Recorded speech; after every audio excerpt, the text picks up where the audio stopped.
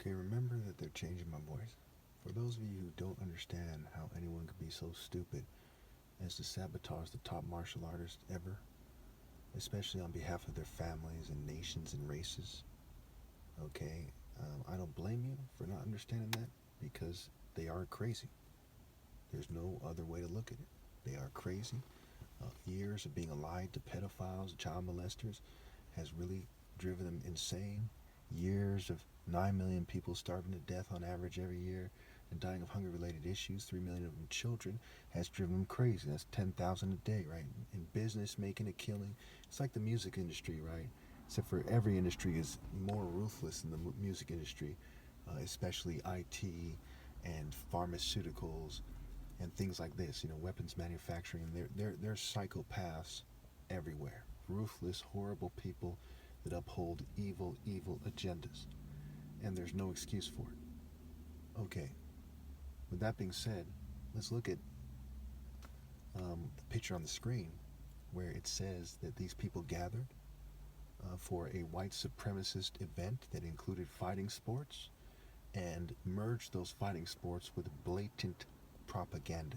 Again, they merged MMA style Western twists of martial arts into blatant white supremacist propaganda.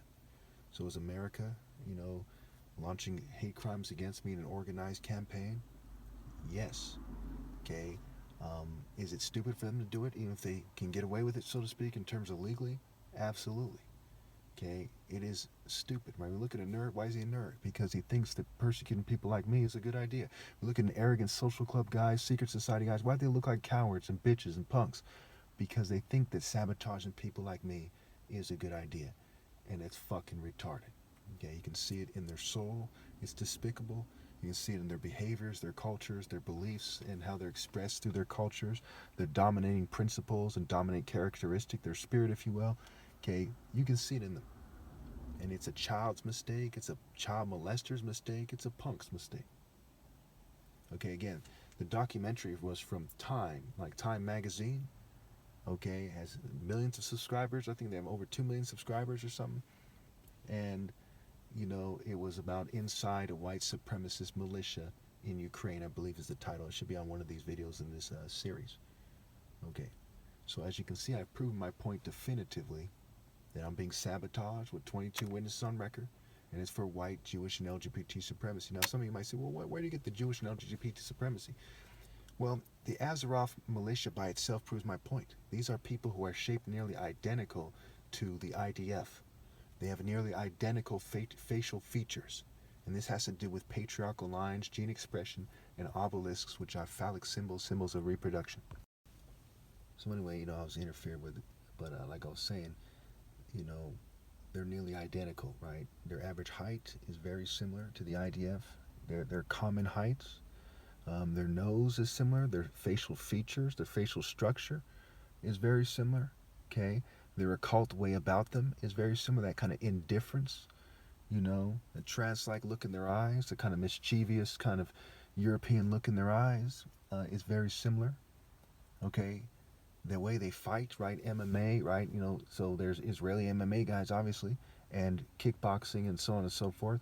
If you look at, what martial arts Jews do, you look at the left, right? MMA is very much leans more toward the left than the right. They very much propound LGBT things. I have pictures of these guys in some kind of pink panty looking shorts. You know what I'm saying? There's lots and lots of gay MMA fighters, and every single last MMA fighter is gayish. And so it is with the white supremacist militias. They're gayish. Now, some of you say, well, they speak out against gays. Well, that's like saying, the DEA speaks out against drug dealing. Okay? They're very much involved in gay activities. And it doesn't take somebody who's been to the pen to understand that. Okay? And I've never been to the pen. I have no criminal record, mind you. Okay? Where these guys in prison, okay, are parts of, have these tattoos and so on and so forth, and they talk about how they're against homosexuals, but they have homosexual sex. Okay? The globalists are very much in charge of the Azerov brigade. Globalists through America and otherwise, supply them weapons. They see them as allies against Russia, their proxy wars and all that. Okay? And they very much have deals with them in regards to the gay agenda, what to do and what not to do and when to do it. Pretty straightforward. It's kind of like global politics 101, proxy wars 101. This is obvious. There's no other way it could be. Thank you.